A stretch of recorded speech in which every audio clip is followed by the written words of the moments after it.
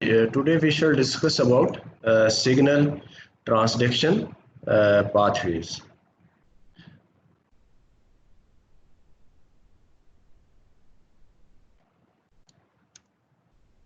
So, signal transduction pathway is basically these are the sequence of the events by which any messenger, for example, that is hormone, neurotransmitter, or autocrine and paracrine agent that binds to its specific receptor, and it result in ultimate response of the cell. That is called that is basically the signal transduction pathway. When ligand or the chemical messenger it binds to its receptor, there will be conformational changes in the structure or in the shape of the receptor.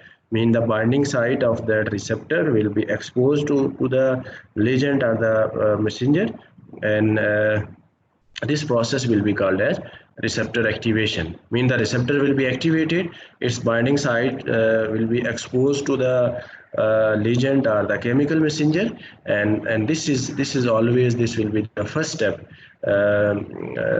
leading to ultimate response of the cell to the messenger. So when we talk about the responses of the cell can respond to this binding of the messenger to the receptor in different ways. For example, there may be changes in the permeability, properties of the cell that may be changed. Similarly, the transport properties of the cell, they can also be changed, and electrical state of the cell plasma membrane, mean whether the plasma membrane is in the resting phase or in the action potential phase. We shall discuss the resting membrane potential and action potential in the next chapter. So this binding of the messenger to its receptor will result in ultimate response of the cell, and the response of the cell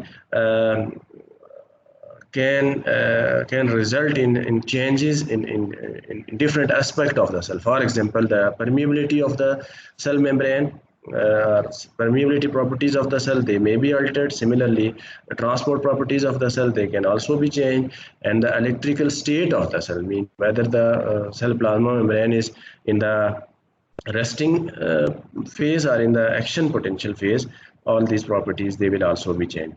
The cell's metabolism, the metabolism of the cell will also be altered as a result of these permeability changes. Similarly, the cell secretory activity of the cell will also be changed. It will show enhanced or reduced secretory activity, and proliferation and differentiation rate of the cell will also be changed as a result of binding of messenger to its receptor. And last, the contractile activity of the cell will also be changed. So it means when there is binding of the messenger or ligand to its receptor, and the cell produces its ultimate response. This response can change the various properties of the cell. For example,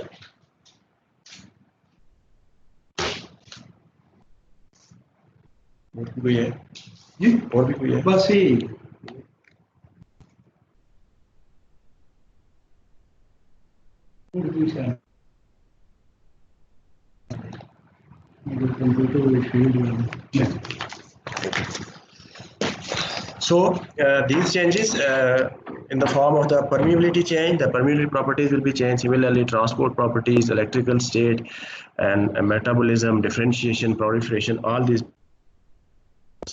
they will be altered. So 5 type of the responses which we have discussed in the previous slide.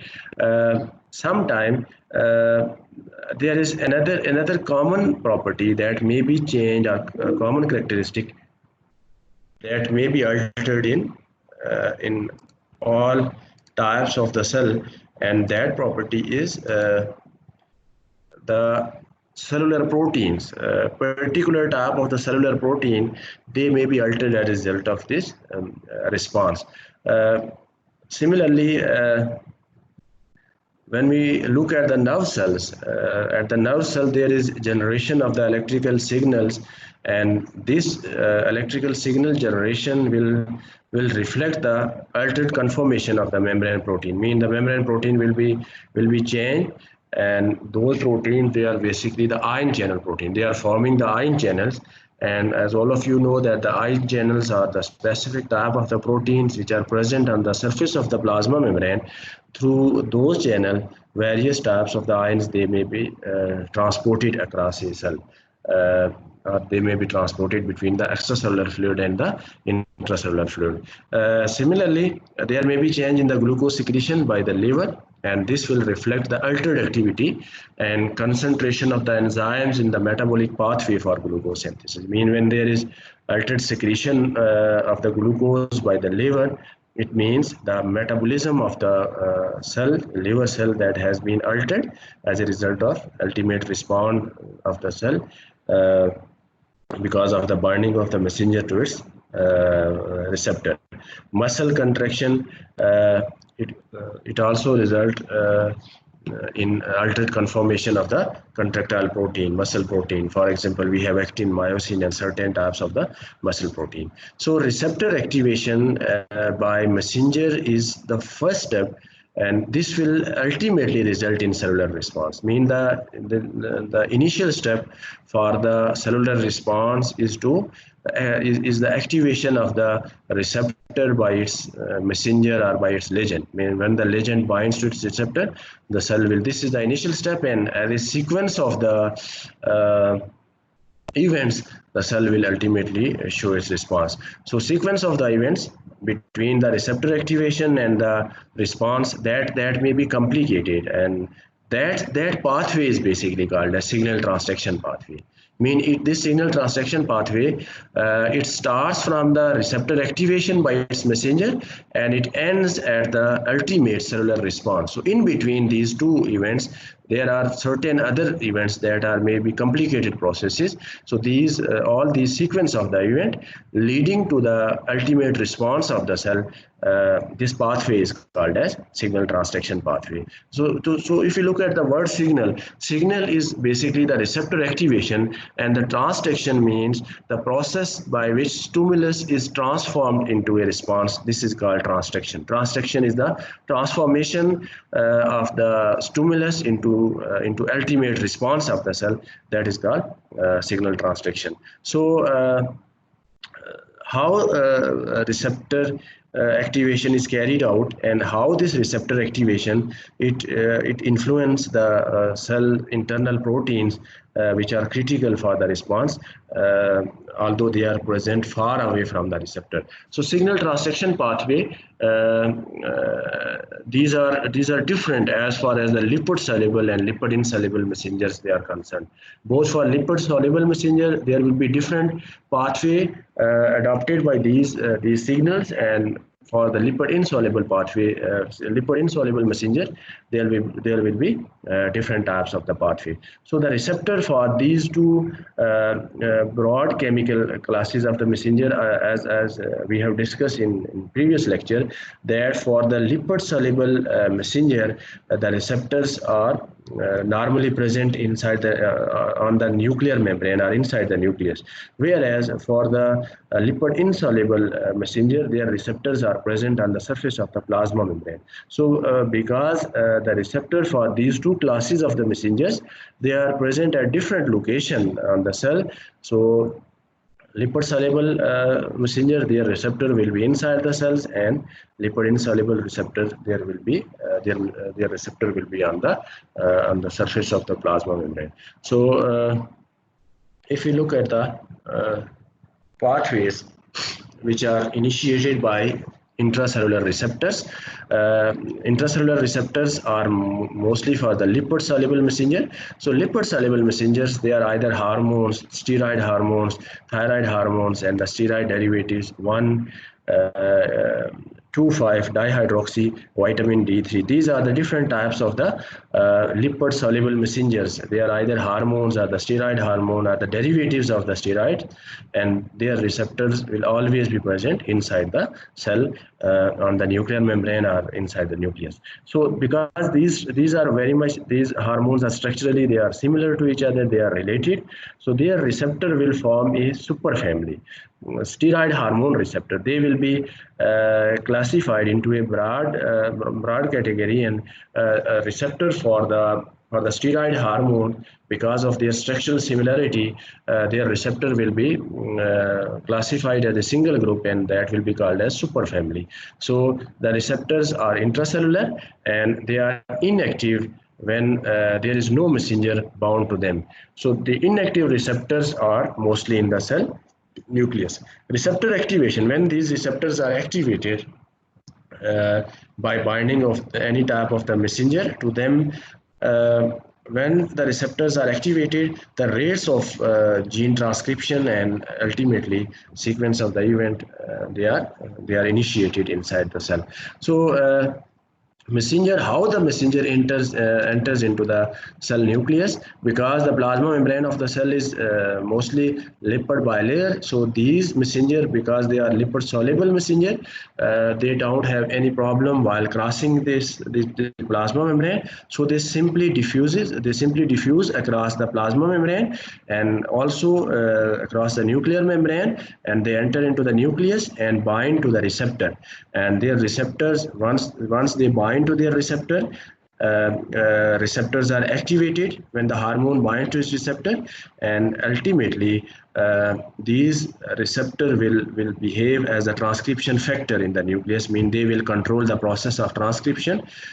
They will also behave as the regulatory proteins, and that will indirectly or directly influence the gene transcription. So receptor will bind to a specific sequence in a DNA that is called response element, and it will increase the gene transcription of the gene into the messenger RNA. And once the messenger RNA molecules are formed, as all of you know, they will leave the nucleus. Messenger RNA will leave the nucleus, it will enter into the cytosol, and it will move towards the ribosome, where the process of protein synthesis that will be carried out. So cellular concentration of the protein, when the protein synthesis will increase, it means the concentration of the cellular protein will also increase, and its rate of secretion will increase. So what we have discussed earlier, that receptor activation will also result in altered concentration of the cellular protein. So this is the mechanism by which the cellular protein, their concentration, their number can be increased as a result of cell ultimate response for binding of the messenger to its receptor. So if you look at the protein which are encoded by the gene, as all of you know that proteins are most of the time enzymes, they are protein in nature. So if we suppose that the protein encoded by the gene is an enzyme, so cell response is an increased rate of the reaction catalyzed by that enzyme. I mean, when the enzyme is present at high concentration, it means the cellular metabolism will also be increased. Cell will rapidly catalyze the reaction, and those reactions will be catalyzed by the enzyme. Two other points, they are also important. As far as the signal transduction pathway is concerned, sometimes more than one gene may be controlled by a single receptor type. Mean once a ligand or messenger binds to its receptor, this receptor may control more than one gene, and in some cases, the transcription of the gene, it is instead of increasing the transcription rate, sometimes this receptor activation can also result in decreased transcription rate, and ultimately when the transcription is decreased, it means the protein synthesis will also be decreased. So the two possibilities they are available in this case. So if we look at the receptors, classification of the receptors based on their location and the signal transduction pathway they use. So if you look at the receptors, we have two categories of the receptor. One are intracellular receptors, as I have told you that intracellular receptors are for lipid soluble messengers, and they are present in the nucleus, and they are basically they are proteins, and those proteins will be behaving as a transcription factor, and they will control the transcription of particular gene as well as translation error. Similarly, if you look at the plasma membrane receptors, there are huge number of the plasma membrane receptors, and those receptors are for the lipid insoluble messenger. For example, we have 3 to 4 categories of the plasma membrane receptors. Receptors that function as ion channel. Sometimes the receptor themselves, they can behave as the ion channel. Those are the receptor for lipid insoluble messenger. Similarly, sometimes the receptor can themselves behave as an enzyme. This is another category of the receptor. Third types of the receptors are those receptors which bind and activate the cytoplasmic kinases. Just another kinase, are genus kinases. And similarly, the last category of the receptors are the receptors which activate the G protein, and G protein will stimulate certain other effector protein. Those effector proteins are either ion channels or the enzyme in the plasma membrane. So these are the different categories of the receptors based on their location and nature of their messengers or their legend. So if we look at the mechanism of the lipid soluble messenger, here you can see that this lipid soluble messenger, it will simply diffuse across the plasma membrane. Because of the lipid bilayer of the plasma membrane, it will enter into the nucleus, where it will bind to its specific receptor. This is the specific receptor, and it will bind to this messenger. This ligand receptor complex will bind to the DNA, and here it will carry out the transcription of that particular gene. The gene which are present on this area, their transcription will be controlled by this receptor ligand complex, and this DNA will be converted into the messenger RNA. This messenger RNA will leave the nucleus. It will enter into the cytoplasm, where it will move towards the ribosomes, and it will result in protein synthesis. So this is the ultimate response. Cellular ultimate response means the protein concentration will be decreased or increased. So sometime the unbound receptor in the cytosol, rather in the nucleus.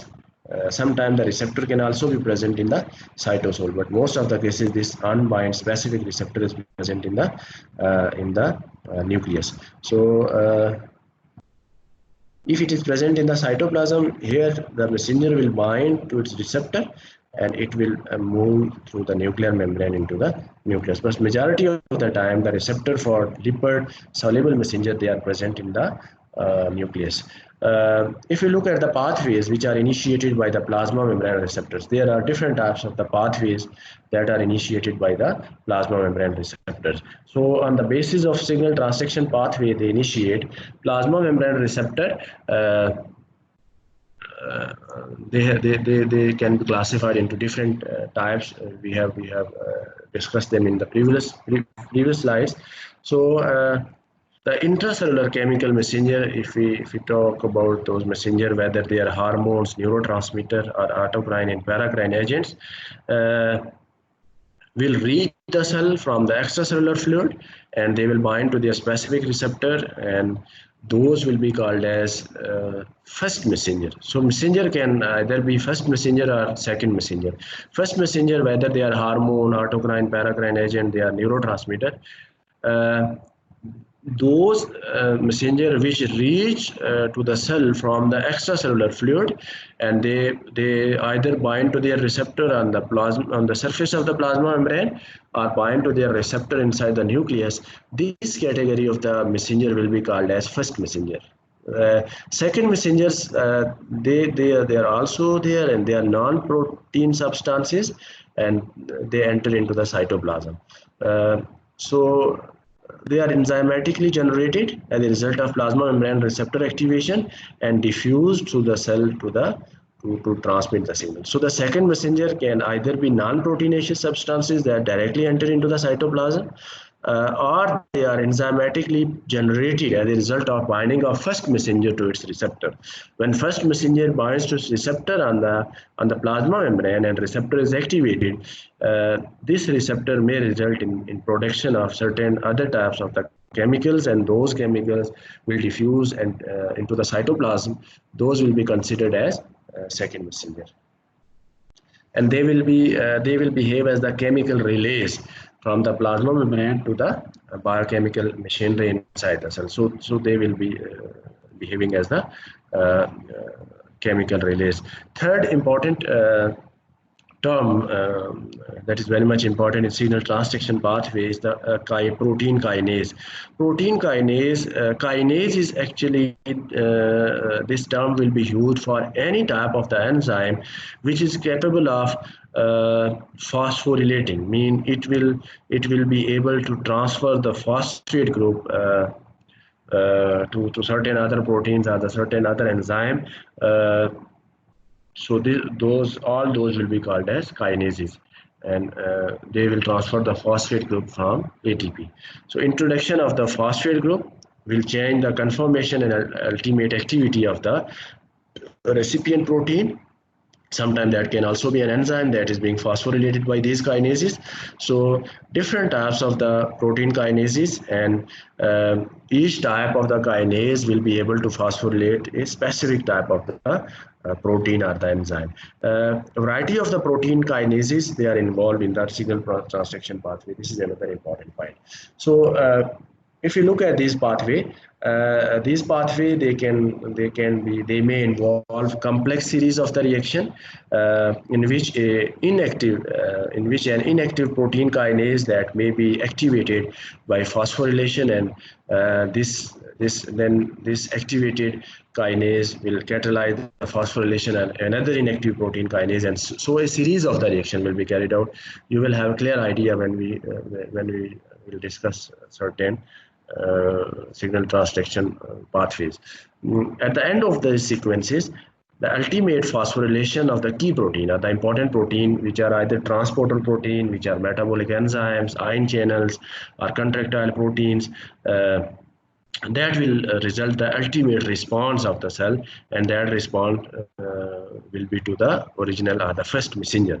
Other enzyme, they can also act in a reverse direction, in reverse of the protein kinase, and they may dephosphorylate some other protein. So those enzymes are called phosphatases. So we have two categories of the enzymes or the proteins. One of them are called kinases. Kinases are those enzymes which can phosphorylate any other type of the enzyme or protein. And how they will phosphorylate? They will simply add the phosphate group to those other enzymes or protein, and that phosphate will be utilized from the ATP. The second category of the enzyme will be we will have the phosphatase enzyme, and phosphatase are those enzymes which will remove the phosphate group from any other proteins or enzymes. So those are called phosphatases, and they will dephosphorylate certain other proteins or enzymes. So this is a mechanism of action of lipid soluble messenger, the three or four categories of the lipid soluble messenger which we have discussed. In the first category, here you can see that this is first messenger.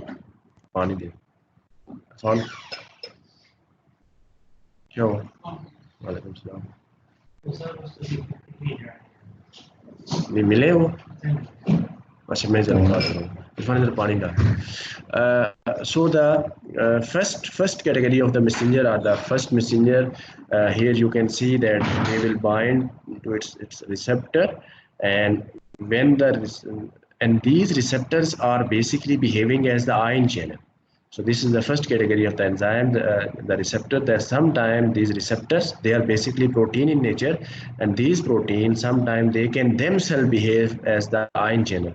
So when the first messenger, it binds to its receptor, the ion channel will open, and membrane potential or what we can say that the permeability properties of the membrane will be changed, and now certain ions they will be able to move through this ion channel.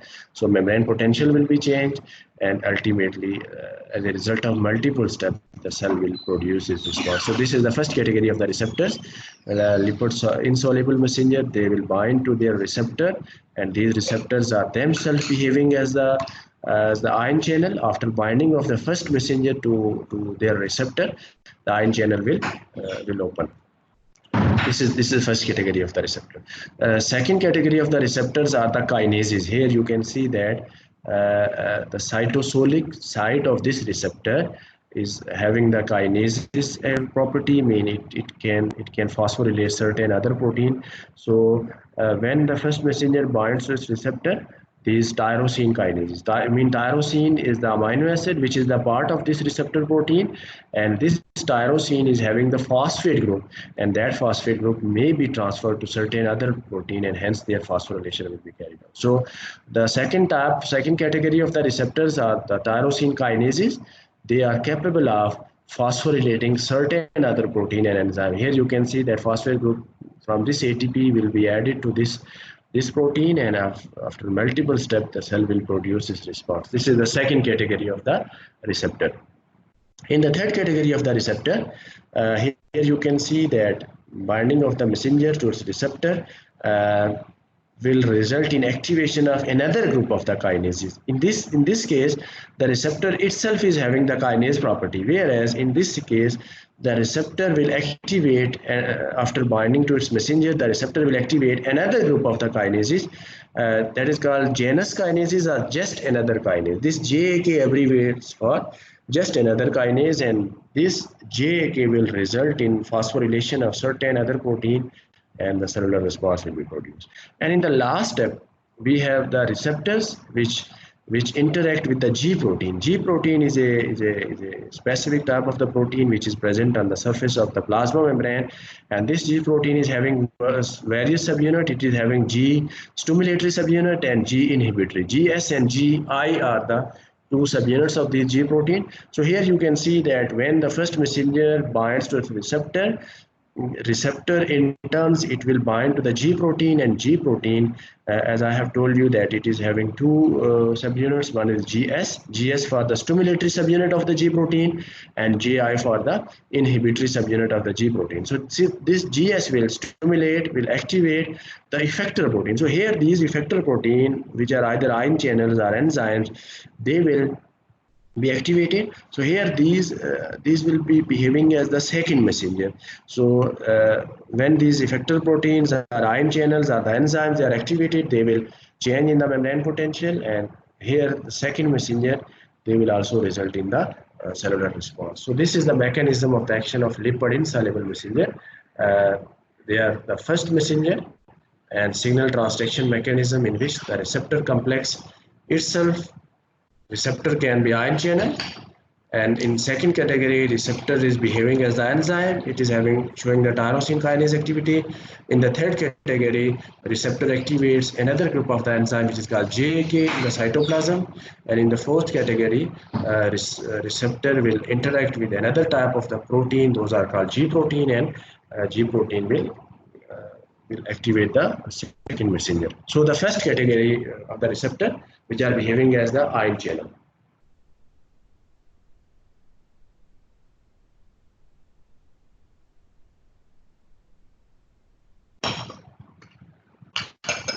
If you look at the first type of the plasma membrane receptor, the protein which is behaving as a receptor itself, it is an ion channel, and when this ion channel is activated by binding of its first messenger, the channel will open. Here you can see that this receptor is itself behaving as ion channel, and when the first messenger binds to its receptor, the ion channel they will open, and when the ion channel will open, there will be increased diffusion across the plasma membrane of certain ions or the specific ion to that channel. This ion channel may be sodium ion channel, sodium potassium ion channel, calcium channel.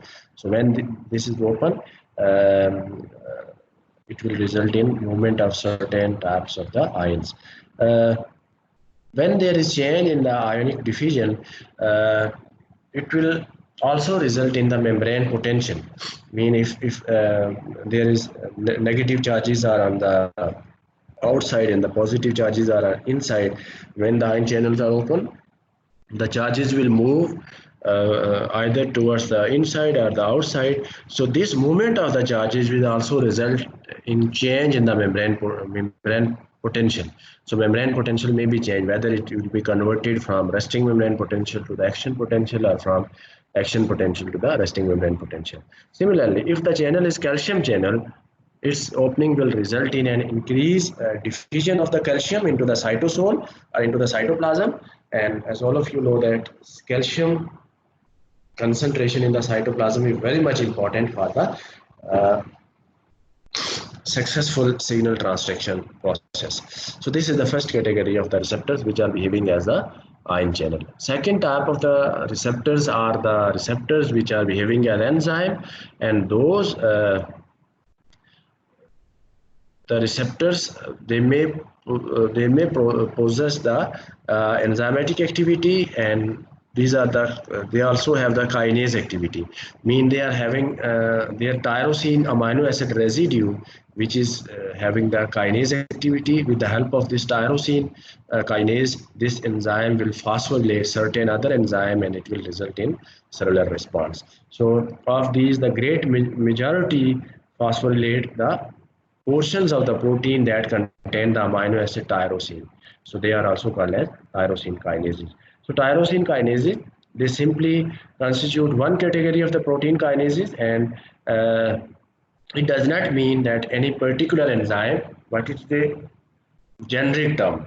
Mean this term basically define the function of the enzyme, that they are phosphorylating enzymes. So that's why we use the tyrosine kinase term for these enzymes, and they phosphorylate tyrosine amino acid preferably. That's why those are called tyrosine kinases. The sequence of the events for receptor with intrinsic tyrosine kinase activity, the sequence of events are as follows. Initially, there will be binding of messenger to the receptor, and when the receptor will bind to its messenger, the conformation means the structural changes, or the changes in the shape of the receptor will be there, and enzymatic portion which is located toward the cytoplasmic side of the membrane, that will be activated. Here you can see that this is the enzymatic portion of this receptor, which is tyrosine kinase, and there will be conformational changes in this structure, and it will be activated, and it will be able to phosphorylate certain other enzymes or the protein. So this will result in autophosphorylation of the receptor. Initially, the receptor will itself be phosphorylated. This is called as autophosphorylation of the receptor. So initially, the receptor will phosphorylate its own tyrosine group. So newly created phosphotyrosines or tyrosine kinase on the cytoplasmic side of the receptor, it will then serve as the docking site for the cytoplasmic protein. So certain other cytoplasmic protein, they will show the high affinity for the phosphorylation or the phosphotyrosine, which is displays or which are exposed towards the cytoplasmic side. So bound docking proteins, they bind to the other protein, and ultimately a cascade of the signal pathway will be initiated. Cascade is a chain of the responses, or the pathways will be initiated. So here you can see this is the cascade of the reaction, where a chain of the reaction will be carried out inside the cell. This is called signal transduction pathway. The common thing in all these pathways, at one or more points, their sequence, they involve activation of cytoplasmic protein by phosphorylation. This is the common mechanism, that all these cytoplasmic protein, they are activated by their phosphorylation. So number of the kinases that mediate these phosphorylation, they can be large, and their names, they can constitute a variable alphabetic group.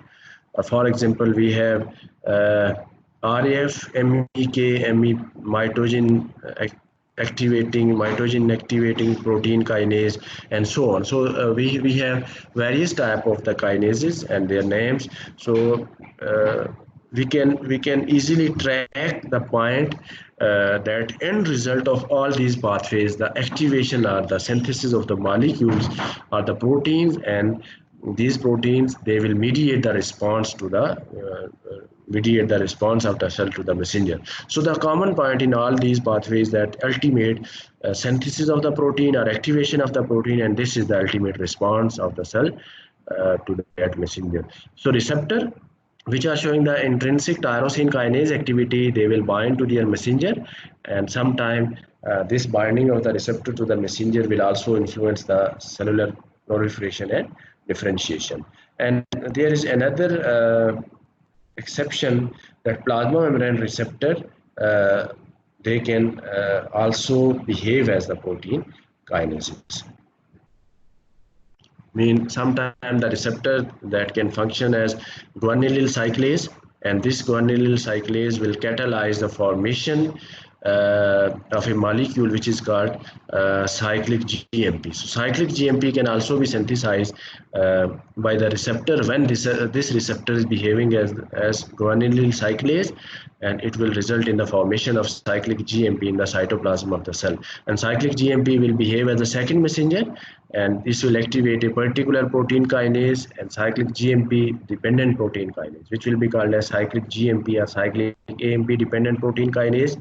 And this kinase will phosphorylate particular proteins, and ultimately the cellular response will be produced. So signal transduction pathway is used by a small number of the messenger, but sometimes cyclic AMP system, we shall discuss this in upcoming lecture, that cyclic AMP system can also be involved in the signal transduction pathway. The third category of the receptors are those receptors which interact with another group of the enzyme, and that is also showing the kinase activity.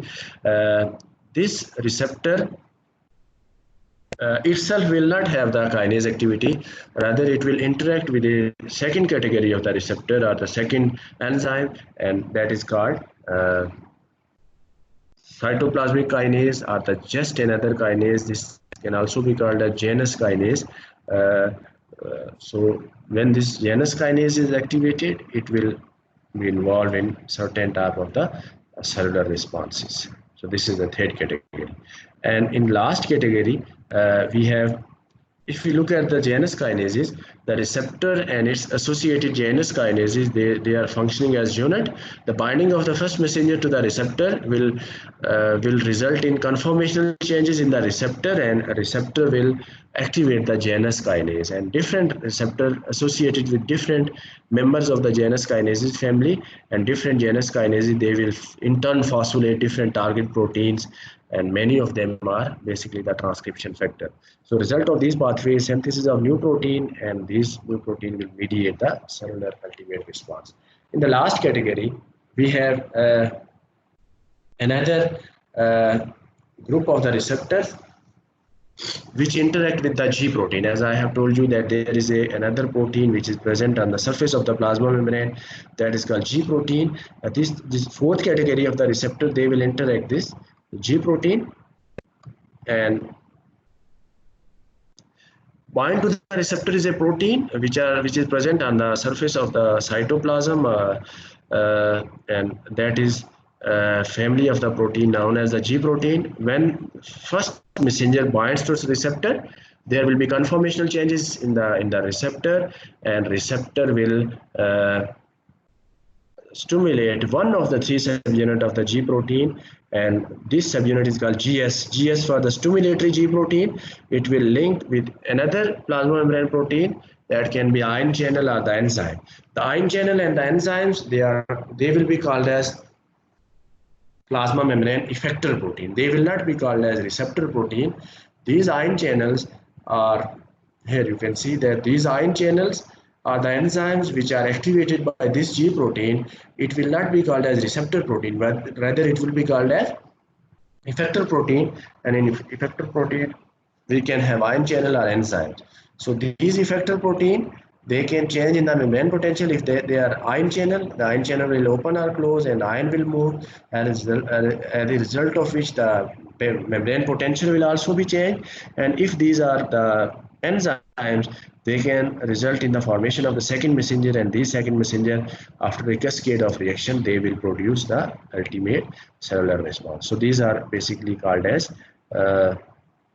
effector proteins. The ion channel and the enzymes, they are called plasma membrane effector proteins.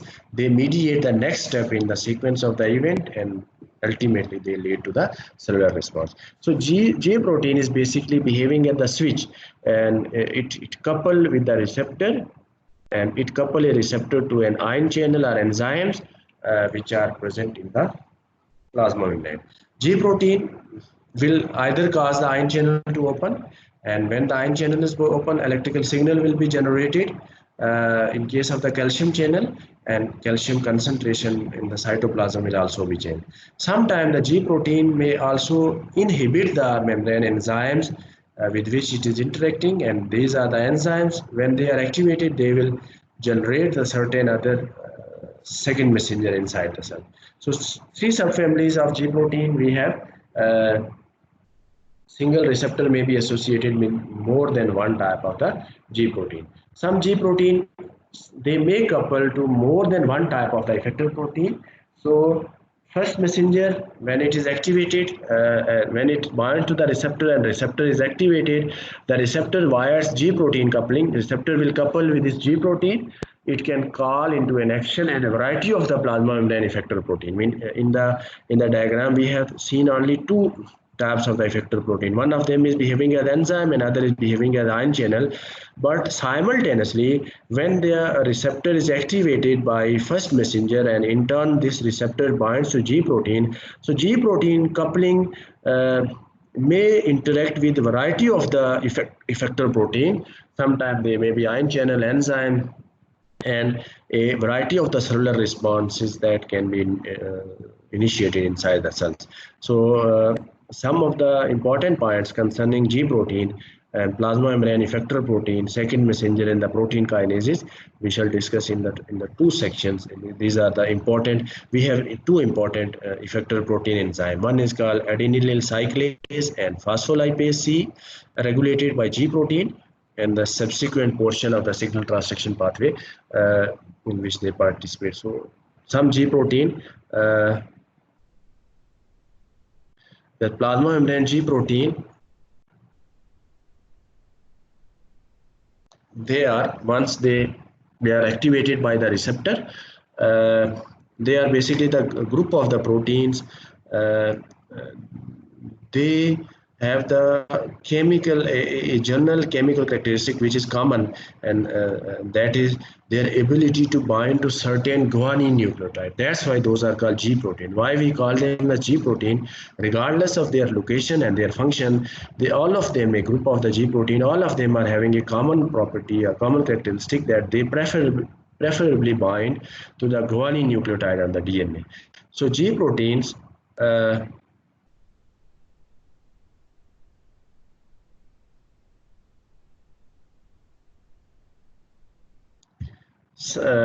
in contrast to the G proteins which couple to the receptors, there is another G protein which is called cytoplasmic. Previously we have discussed the G proteins which are present on the surface of the plasma membrane. In addition to that, we have another group of the G protein which are basically the cytoplasmic G proteins. They are small group of the G protein which are called RAS, RHO, RAC. These are the different types of the G proteins. These are the cytoplasmic, not the plasma membrane G protein. And these G protein, they play an important role in the signal transduction pathway from tyrosine kinase receptors, but they don't interact directly with the receptors or the membrane-bound effector molecule. So they don't have any effect on receptor coupling on the plasma membrane, or they also don't have any interaction with the membrane bound effector molecules. Rather, they are present in the cytoplasm, and they are performing their role in the signal transduction pathway by interacting with the tyrosine kinase receptors. So this is all about for today. If you have any question, you can ask me.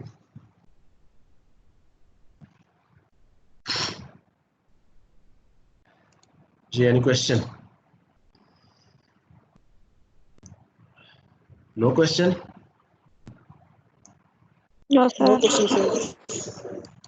समझ आ गई सब लोगों को?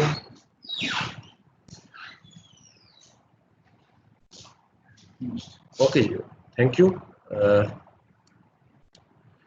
मैं आपकी attendance ले लूँ। अस्सलाम वालेकुम। क्या करें? नहीं मेरी तो वाई वाई जी डॉक्टर साहब। ठीक है सर, ठीक है सॉरी मेरी क्लास हो रही थी, बस मैं अभी ज्वाइन करता हूँ।